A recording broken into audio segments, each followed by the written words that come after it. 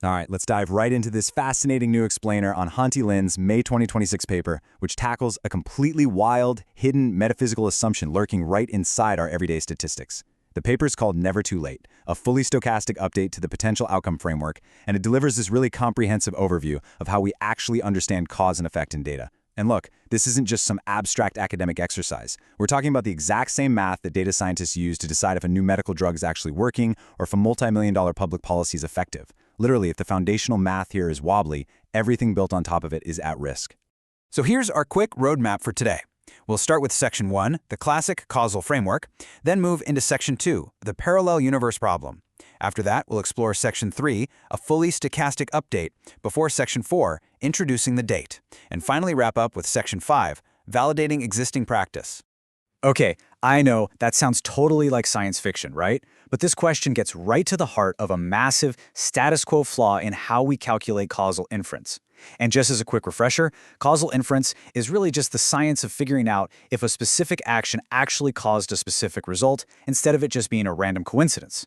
Well, it turns out, without even realizing it, the entire data science community might be making these massive, completely illogical assumptions about how the universe fundamentally works, all just to balance our statistical equations.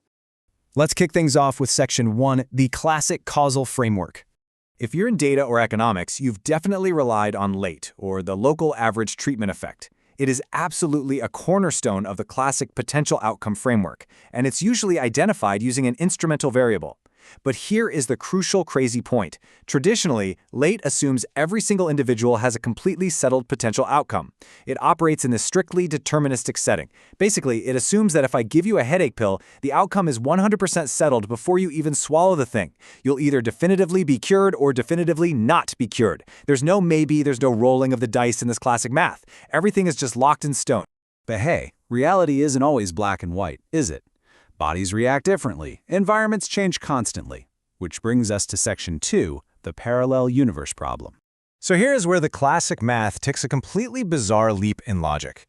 Recently, several authors have suggested looking at outcomes as probabilities instead of certainties, like measuring the actual percentage chance of you being cured by that headache pill.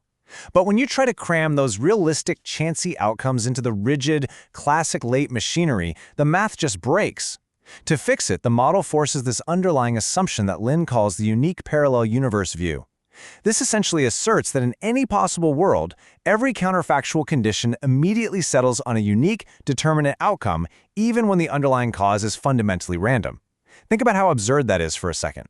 It's literally like forcing a random roll of the dice to have a predestined outcome in some parallel universe, just because our current statistical models can't handle true randomness. And look, researchers have known this was sketchy for a really long time.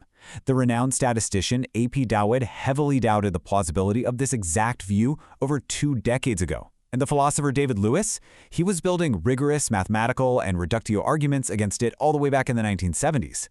The tension between our neat, tidy statistical models and the messy, chancy nature of true reality is absolutely not a new problem. But finding a mathematical way out of it, that has been highly elusive until now.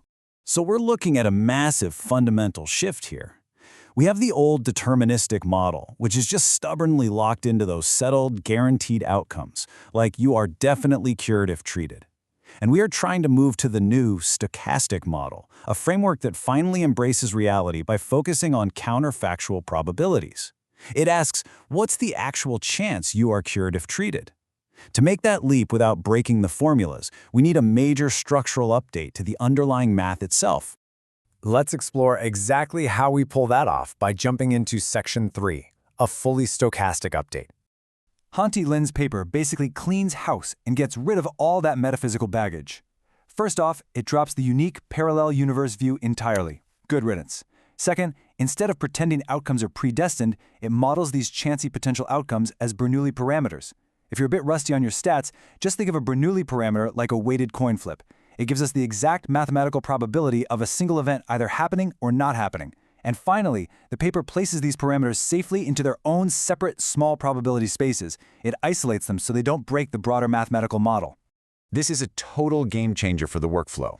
We're looking at a clean 3-step process. First, define the stochastic potential outcomes. Second, establish their individual small probability spaces. And third, this is the crucial one, connect them back to observables via the factorization rule of a causal Bayes net.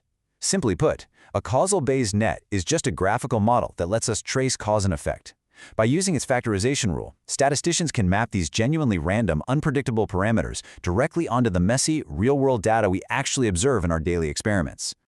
With the parallel universes gone and the math fully updated, it's time to formally meet the paper's brand new metric in Section 4. Introducing the date.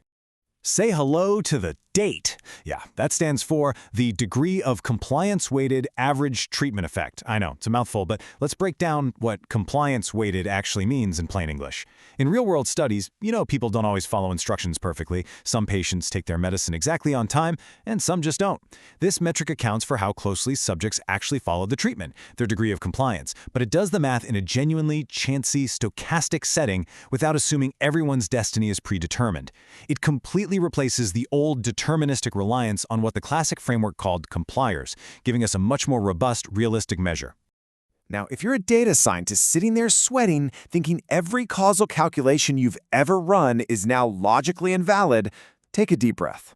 Let's look at Section 5, Validating Existing Practice. Here is the absolute beauty of Lin's proof.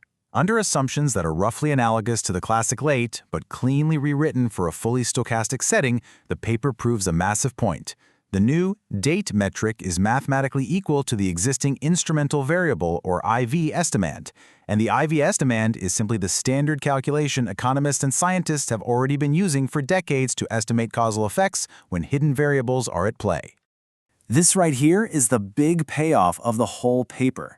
It turns out the classic late identification result actually emerges as just a deterministic special case of this much broader, more accurate theory. What does that mean for you? It means statisticians absolutely do not need to throw out their old code or rebuild their established models. Existing instrumental variable practice has actually been estimating the date all along. The math you've been doing works perfectly. It just needed a way better philosophical foundation. Your past work is completely validated, but now we can interpret it cleanly in a general stochastic setting. We finally don't have to rely on flawed science fiction metaphysics to justify it. So, we've successfully upgraded our causal framework and shed some serious metaphysical baggage today.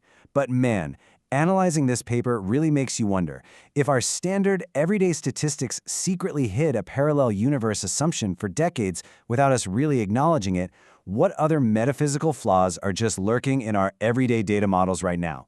I'm going to leave you with that provocative thought to ponder, concluding our explainer of Hanti Lin's groundbreaking paper. Keep questioning your data and definitely keep questioning your assumptions.